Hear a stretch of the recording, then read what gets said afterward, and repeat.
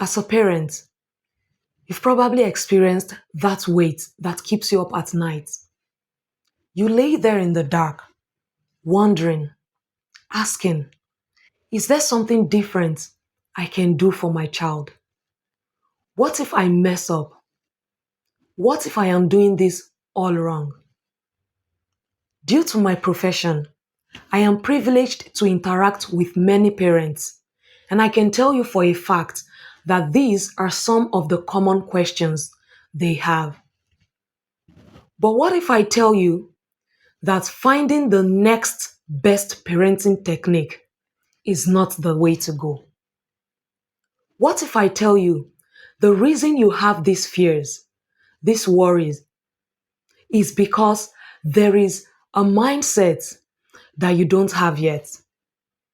There is an identity you are yet to embrace. The reason you are carrying this burden is that you still consider yourself an owner instead of a steward. As believers, we own nothing, not our lives, not our properties, not our finance, and definitely not our children. When we view ourselves as owners, the pressure is totally on us to control the outcome. The Bible teaches us that all things belong to God. Psalm 24, verse 1 says, the earth is the Lord's and the fullness thereof, and all that is in it belongs to God. Whether you consider yourself an owner or a steward, the truth of the matter is we own nothing. God owns everything. Embracing your identity as a steward changes everything. Your children are yours by trust and not by possession. Another scripture that emphasizes that we are not owners of children is Psalms 127, verse 3. It says, children are a gift from the Lord, the fruit of the womb, a reward. Children come from God. So it is God who formed the child in your belly. God is the creator, the maker, and the owner of everything. Before the scripture teaches you how to be a parent, it first reshapes you. It first teaches you who you are. Do you consider yourself inadequate, incompetent? Maybe you've told yourself that you are not enough. You have to shut down those voices. I have come to tell you that those voices are not yours. The one who gave the child to you considers you capable. He calls you adequate. He calls you competent. He knows you are enough. That is why he gave that child to you. Those voices are not from God. Neither are those voices from you. Those voices are from the devil. You see that fear? It does not come from God. The scripture says, God has not given us the spirit of fear, but of power, of love, and of a sound mind. Think for a second.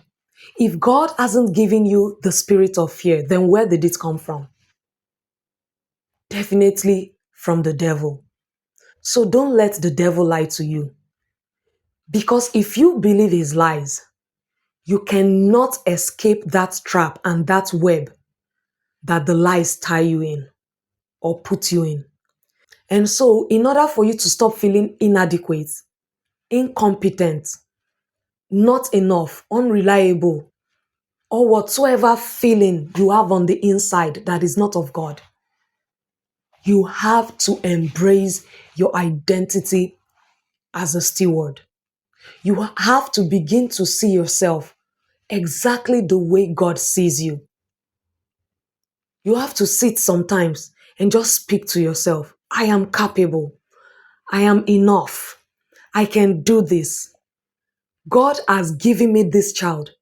And so I have the ability to take care of this child. God knows your strength. He knows your weaknesses. He knows your deepest fears. But your weaknesses do not determine how God sees you. Start to see yourself through God's eyes. You have to become who God has called you to be. When you become, it will have a ripple effect on how you live and automatically on how you parent. You don't have to look outside. You don't have to look for the next best parenting tips or technique. First, you have to look inside of you. In light of this truth, as a parent, you are a steward. Who is a steward? A steward is a servant who manages properties and possessions for the benefit of the owner. A steward has complete authority over the properties and possessions. However, the steward is accountable to the owner. In the same vein, you are a steward of your child, and the owner of the child is God. As a steward, everything you do is for the master's gain. So training your child is for the benefit of God the Father. Nothing you do as a parent is for you or for the child. You've been entrusted to nurture, train, guide, and teach your child until your child comes of age. So when the child goes into the world to represent God, the fruit of your labor over the child's life will appear unto all. When you have this mindset shift, it will change your approach to parenting. And honestly, it will lift these pressures that you feel. Because then you will know you are not self sufficient. You will understand that your sufficiency as a parent is in God. Let's consider the story of Hannah, the mother of Samuel, in the book of 1 Samuel, chapter 1 and verse 2. Hannah is a woman who was childless for years. She understood that Samuel came from God, and she gave Samuel back to God.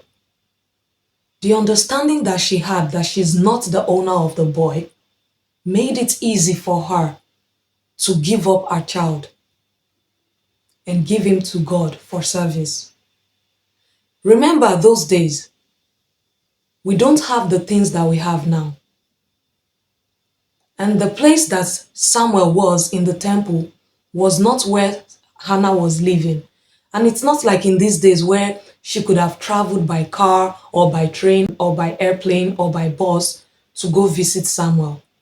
After she gave up Samuel to God, she saw him once in a year whenever they went back to Jerusalem for Shiloh.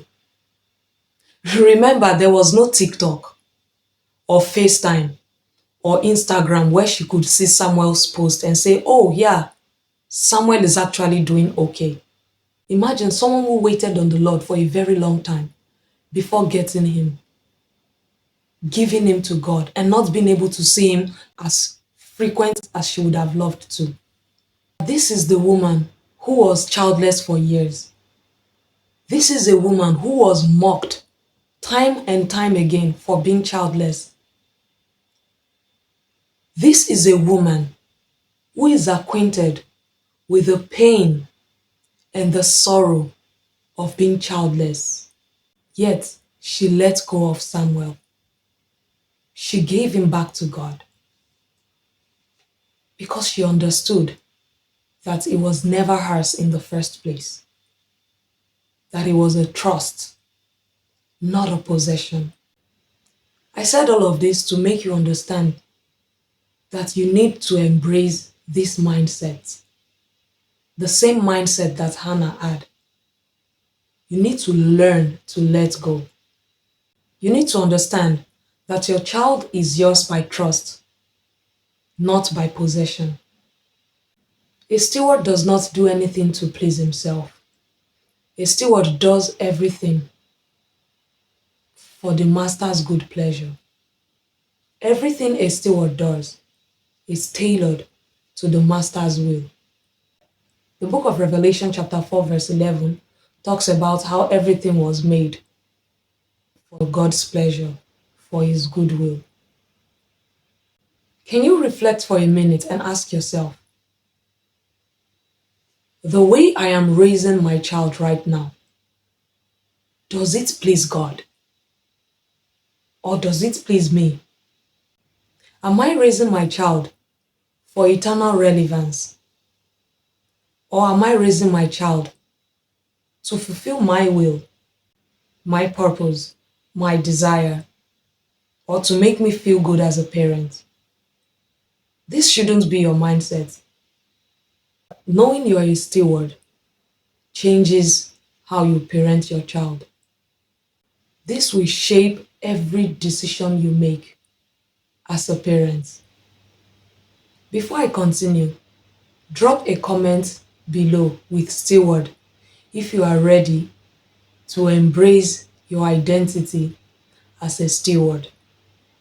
So you may ask, if I am a steward, what then does God require of me?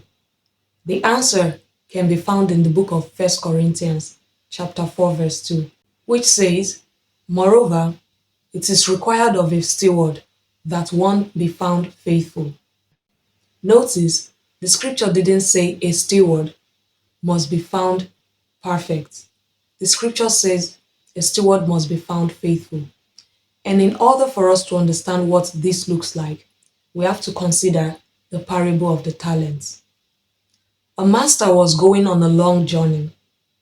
He called his 3 servants to him, and unto one he gave 5 talents. To the other he gave 2 talents, and to the last one he gave 1 talent, according to their ability. The first one, who he gave 5 talents, went and traded with his talents and gained 5 more. The second one, who had 2 talents, also did the same. He gained 2 more. But the last servant decided to dig the ground and hide his talents in the ground. When the master came back, there was a need for these servants to give account of that which the master entrusted into their hands. The first one told the master that he gained 5 more. The second told the master he gained 2 more. But the last one said he hid the talents. The master didn't give them these talents so that they can claim ownership over it or to use it to please themselves. The master gave them these talents so that they could manage it, protect it, and multiply it. As parenting steward, your child is one of the talents that the Lord has given to you, and He expects you to train, to guide, to teach, and to nurture this child so that when the child come of age and goes into the world to represent God, the profits of your labor will appear unto all. And then God, your master, can say to you, "Well done, thou good and faithful servant." Let's look at the third servant. He didn't get only 1 talent because he was less valuable. No, he got 1 talent because the master gave unto each according to their ability. The problem wasn't that he received 1 talent. The problem was what he did with it. He hid it. Why? Because he was afraid. Notice what drove the third servant. Fear. Fear convinced him that it was safer to hide the talent rather than to use it and multiply it. Fear has a way of bearing potential. And so, as a faithful steward of the child God has given to you, you cannot parent out of fear. Fear cannot produce a good result, at least not one that is pleasing to God, not one that will have eternal relevance.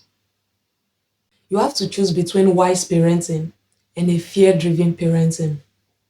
One equips the child, the other can limit the child. If you are not careful and conscious as a parent, fear can actually make you do the same thing that the third servant did. Fear has a way of making us hide instead of steward. Just like the third servant, fear can make you kill the potential that God has deposited in a child. And so you cannot allow fear to drive your every decision as a parent. Does this mean you should throw caution to the wind? No, absolutely not. But you cannot allow fear to prevent you from preparing your child for the life God has mapped out for them. Therefore, steward your child with faith, wisdom, and not fear. If God expects us to faithfully steward the finances, gifts, talents, and potential that He has entrusted to us, how much more children who are much more valuable to God? We have talked about who you are, a steward. However, a steward is not just about an identity, it is a way of living. Therefore, you may ask, how do faithful stewards raise the children God has placed in their hands? We will begin to explore this in the next video.